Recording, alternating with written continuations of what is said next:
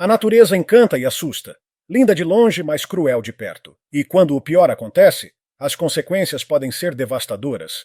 Número 1. O sacrifício de um pai no Ártico. No dia 3 de julho de 2018, Aaron Gibbons partiu para o que deveria ser um dia tranquilo com sua família. Uma jornada de tradição, conexão e sobrevivência nas paisagens congelantes do Ártico. Mas ao final daquele dia, ele se tornaria um herói. Um pai que enfrentou o impossível diante de uma das criaturas mais temidas do planeta. Aaron, com 31 anos, conhecia bem os perigos da natureza. Nascido em Arviat, no território de Nunavut, ele pertencia a um povo que aprendeu a viver lado a lado com as forças brutas do norte gelado.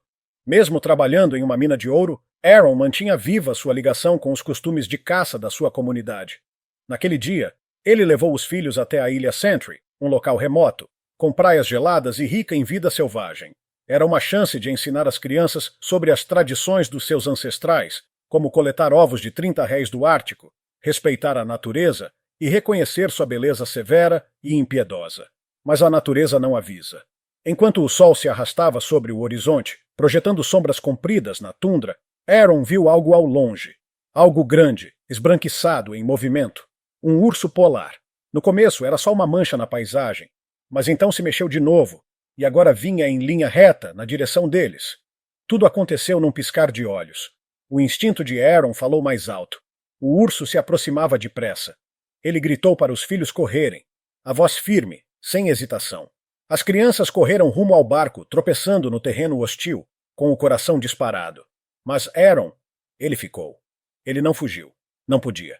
Firmou os pés no chão e encarou a fera. Sabia o que precisava fazer. Não havia tempo para assustar o urso, nem para procurar uma arma. A criatura já tinha escolhido seu alvo. E Aaron era a única barreira entre ela e seus filhos. O ataque foi brutal. Uma luta desesperada entre garras e coragem, entre o amor incondicional de um pai e um dos predadores mais mortais do planeta.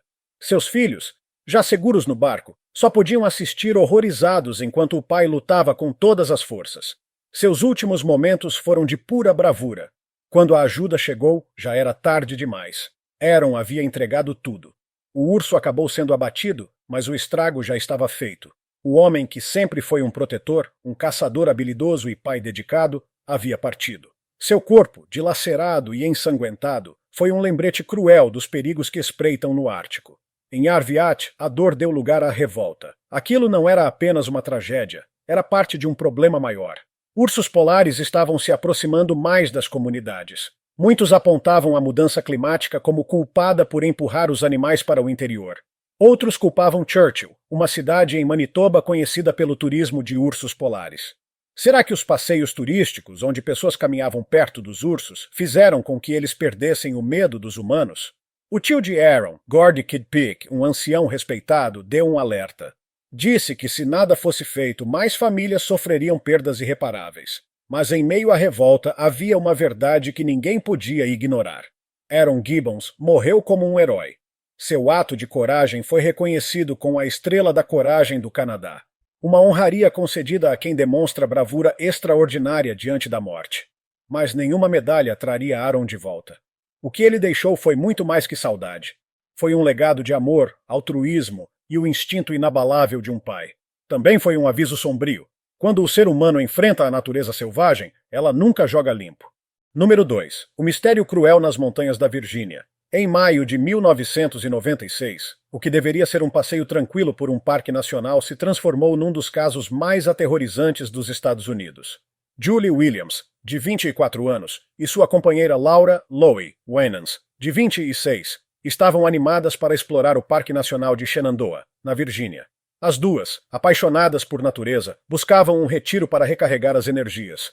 Julie estava prestes a começar um novo emprego em Vermont no dia 1º de junho. Mas, em vez de marcar um novo começo, essa data se tornaria o ponto final de uma busca desesperada e o início de um dos crimes mais brutais da região.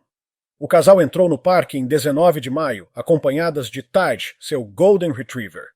Inicialmente seguiram a trilha White Canyon, mas chuvas fortes as forçaram a mudar o percurso. Registraram-se para novas permissões e foram vistas pela última vez no dia 24, quando um guarda florestal lhes deu carona. Acamparam próximo a um riacho isolado, perto da famosa pousada Skyland Lodge. Parecia seguro, mas não era. Por dias ninguém percebeu que algo estava errado. Até que, em 31 de maio, o pai de Julie, Thomas Williams, estranhou a ausência de contato. Sua filha deveria ter ligado sobre o novo emprego. Preocupado, comunicou o desaparecimento. Os guardas localizaram o carro delas estacionado, mas sem sinal das duas. Então, um indício assustador surgiu. Taj, o cão, foi encontrado vagando sozinho, desorientado e agitado. Algo terrível havia acontecido. No dia seguinte, os socorristas se embrenharam ainda mais na floresta, e então encontraram o acampamento. Tudo parecia silencioso demais. Ao se aproximarem, a realidade horrível se revelou. Os corpos de Julie e Loie estavam próximos um do outro, amarrados e amordaçados. Tinham sofrido. A violência do ataque revelava uma crueldade calculada, um predador à espreita na escuridão. A investigação começou, mas a localização remota e a escassez de provas dificultaram o caso. Os investigadores tentaram reconstruir os últimos dias do casal. A câmera encontrada mostrava sorrisos, trilhas e alegria até o dia 24, o último em que foram vistas com vida. Depois disso, silêncio.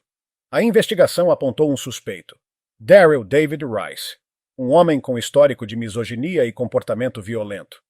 Ele foi visto na área e mantinha objetos suspeitos no carro, incluindo amarras. Chegou a fazer comentários hostis sobre o relacionamento das vítimas. Tudo parecia se encaixar. Mas em 2003, o caso desabou. O DNA encontrado na cena do crime não era de Rice, e nem das vítimas. O assassino continuava à solta. Durante quase 30 anos, as famílias de Julie e Loie viveram assombradas pelas perguntas sem resposta. Quem as observava? Quem invadiu o acampamento durante a noite, amarrou-as, silenciou-as e tirou suas vidas de forma tão cruel? Foi apenas em 2024 que a ciência finalmente trouxe respostas. Com avanços no exame de DNA, os investigadores identificaram um novo nome, Walter Léo Jackson, um criminoso sexual reincidente, com histórico de ataques brutais, mas justiça ele nunca enfrentaria. Jackson morreu na prisão em 2018. A descoberta trouxe alívio, mas também frustração. A verdade veio tarde demais. O verdadeiro monstro estava escondido à vista de todos. E fica a pergunta arrepiante. Quantas outras vidas ele levou para o escuro sem deixar rastros? Número 3. O ataque mortal nos Cárpatos. As montanhas Cárpatos, selvagens, imponentes e misteriosas. Para a jovem Maria Diana, de 19 anos, esse refúgio remoto da Romênia seria o presente perfeito após meses exaustivos de provas escolares. Mas, em julho de 2024, sua aventura transformou-se em uma tragédia impensável. Maria sempre amou a montanha, o ar puro, o verde sem fim, o fascínio da aventura. Naquele verão, decidiu explorar a trilha Jepi, próxima de Brasov, ao lado do namorado. O destino era a famosa cachoeira Espumoasa, um lugar deslumbrante. Mas em casa, sua mãe, grávida e tomada por pressentimentos, implorava para que ela não fosse. Tenha cuidado, essas montanhas são traiçoeiras, alertou. Maria apenas sorriu e disse: nada de ruim vai acontecer. Ela não poderia estar mais enganada. No começo, tudo parecia tranquilo. O casal seguia a trilha sinuosa, cercados por árvores enormes e embalados pelo som distante da cachoeira. Mas no coração da floresta não estavam sozinhos. Um vulto se movia entre os arbustos, um estalo seco, um rosnado grave. Um urso pardo enorme surgiu, ameaçador. Seus olhos fixaram-se em Maria e no namorado. O corpo do animal tremia de tensão. E então ele disparou. O pânico tomou conta. Os dois tentaram fugir, desesperados, pedindo socorro pelo celular. Maria conseguiu ligar para a emergência, sua voz entrecortada. Ele está vindo. Por favor, rápido. O namorado também chamou ajuda, mas o tempo não estava a seu favor. O ataque foi devastador. O urso alcançou Maria e cravou as garras em sua perna. Ela lutou, mas o animal era forte demais. Em segundos, arrastou-a para dentro da mata. O namorado, impotente, só conseguia ouvir seus gritos ecoando pela floresta. O predador a lançou para fora da trilha e, num movimento brutal, a arremessou por um penhasco com mais de 120 metros de altura. O silêncio que seguiu foi aterrador. Quando os socorristas chegaram, o urso ainda rondava o corpo de Maria, pronto para atacar novamente. Não havia escolha. Um disparo ecoou, derrubando a fera. Mas já era tarde. Maria jazia sem vida no fundo do desfiladeiro, com marcas profundas de garras e mordidas. A morte dela abalou a Romênia. O namorado, arrasado, dizia em lágrimas: "Eu deveria ter feito mais, era para ter sido eu." Até mesmo os veteranos da equipe de resgate ficaram em choque. Dan Banu, chefe da operação, afirmou que foi um dos ataques mais horríveis que presenciou em mais de 10 anos de trabalho. O caso reacendeu um debate nacional. A Romênia abriga a maior população de ursos pardos da Europa fora da Rússia, e os encontros estavam cada vez mais frequentes. O governo respondeu com uma medida polêmica. Autorizou o abate de quase 500 animais, mas ambientalistas protestaram. Argumentavam que o verdadeiro problema era a expansão humana e o turismo irresponsável, que aproximavam cada vez mais os ursos das pessoas. Matar não resolveria. A história de Maria não foi apenas uma tragédia, foi um alerta claro. A natureza é bela, grandiosa, mas acima de tudo é selvagem. E no mundo selvagem, o controle nunca está em nossas mãos. Número 4. A queda fatal na Austrália abril de 2002. Caroline Stuttle, uma jovem inglesa de 19 anos, doce e cheia de sonhos, estava prestes a encerrar um ano sabático de aventuras pela Austrália. Ao lado de sua amiga Sarah Holiday, havia passado meses explorando pontos turísticos icônicos, quase pronta para voltar para casa. Mas Bundaberg, uma pacata cidade em Queensland, seria seu ponto final. Caroline tinha planos claros, trabalhava em pizzarias para juntar dinheiro e se preparava para estudar psicologia criminal. Queria ajudar pessoas, mudar vidas. Mas na noite de 10 de abril, sua própria vida foi arrancada de forma cruel. Ao sair sozinha para ligar para o namorado na Inglaterra, Caroline cruzou o caminho de Ian Privet, um homem de 32 anos, viciado em drogas e à deriva. Ele precisava de dinheiro para sustentar o vício e viu na garota uma oportunidade. Tentou roubar sua bolsa. Caroline resistiu. Lutou. Não soltou seus pertences. E a violência dele aumentou. Não calor da agressão, Privet a empurrou sobre a grade de uma ponte. Caroline despencou de quase 10 metros. O impacto foi fatal. Por apenas $180, um futuro brilhante foi apagado. Quando a polícia chegou, encontrou o corpo dela sob a ponte. Seus pertences haviam desaparecido. A notícia do crime atravessou oceanos, devastando sua família na Inglaterra. A investigação começou, mas por meses não houve progresso. Até que na prisão, enquanto cumpria pena por outro delito, Privet fez uma confissão sombria. "Joguei a garota da ponte. Desculpe essa declaração", junto de uma frase rabiscada em um banco próximo ao albergue onde ficava. "Joguei a menina da ponte", deu aos investigadores a pista que faltava. Ele foi preso em 2004. As provas eram esmagadoras. O júri o declarou culpado, e o juiz Peter Dorney lhe deu prisão perpétua. Para a família de Caroline, a sentença trouxe algum alívio, mas não curou a dor. Na tentativa de transformar a tragédia em esperança, os familiares criaram a Fundação Rainbow de Caroline, dedicada a educar jovens viajantes sobre segurança ao redor do mundo. Seu irmão, Richard, segue liderando o projeto para manter vivo o espírito aventureiro e generoso de Caroline. Mas em 2020, um golpe inesperado. Privet foi libertado. Richard desabafou que, enquanto a vida do criminoso seguia, a da família Stuttle estava condenada a uma dor eterna. Número 5. O isolamento mortal no Alasca março de 1981. Carl McCann, fotógrafo de vida selvagem de 35 anos, embarcou numa expedição solitária rumo à imensidão da Cordilheira Brooks, no Alasca. Ele levava 500 rolos de filme, mais de 600 quilos de provisões e várias armas de fogo. Sonhava com um verão inesquecível, registrando a fauna em estado puro. Texano de nascimento, McCann não era iniciante. Em 1976, já havia passado 5 meses sozinho na mesma região. Talvez confiança demais. Dessa vez, cometeu um erro fatal. Acreditou que havia combinado com um piloto sua retirada no fim da temporada. Não confirmou. O voo de volta nunca existiu. No início, seu diário transbordava entusiasmo. Registrava a vida selvagem em detalhes, a alegria das descobertas. Mas em agosto, os relatos começaram a mudar. Um temor sutil surgia. Deveria ter planejado melhor minha partida. Com o passar dos dias, o avião não aparecia. Os mantimentos começaram a acabar. O frio das noites crescia. Ele caçava patos, ratazanas do almiscar e até aproveitou carne de caribu encontrada já em decomposição. Mas o inimigo maior era a solidão.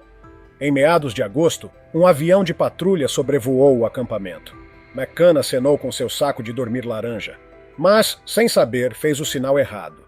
Aquele gesto significava: tudo bem, não preciso de ajuda. Sua única chance real de resgate foi perdida no céu. A partir daí, sua escrita revelava a descida ao desespero. A caça ficou escassa, disputada por lobos e raposas. Suas mãos, feridas pelo frio, já não respondiam bem. O corpo enfraquecia. As anotações ficaram curtas, tremidas. Em novembro, sem forças nem comida, sonhar em caminhar 120 quilômetros até Fort Yukon era impossível. Restou a certeza amarga de que ninguém viria.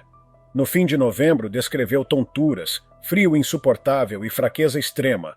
Acendeu sua última fogueira e deixou um bilhete de despedida, prendendo sua carteira de motorista do Alasca às últimas páginas do diário. Pediu perdão, deixou instruções para seus filmes e escreveu um adeus resignado. Depois, tirou a própria vida. 2 de fevereiro de 1982. Após buscas feitas por amigos preocupados, a polícia estadual encontrou o acampamento enterrado pela neve. No interior da barraca, o corpo de McCann permanecia preservado pelo gelo. Seu diário, com mais de 100 páginas, registrava a lenta transformação de um aventureiro cheio de entusiasmo em um homem vencido pela fome, pelo frio e, sobretudo, pela solidão. A autópsia confirmou o que suas palavras finais já mostravam. Carl McCann não foi derrotado apenas pela natureza, mas pelo isolamento implacável e pelo peso de perceber que o resgate jamais chegaria. A natureza tem seu próprio código. Ela não se importa com planos nem com sonhos. Para alguns, ela é fonte de beleza e superação. Para outros, é o palco do último suspiro.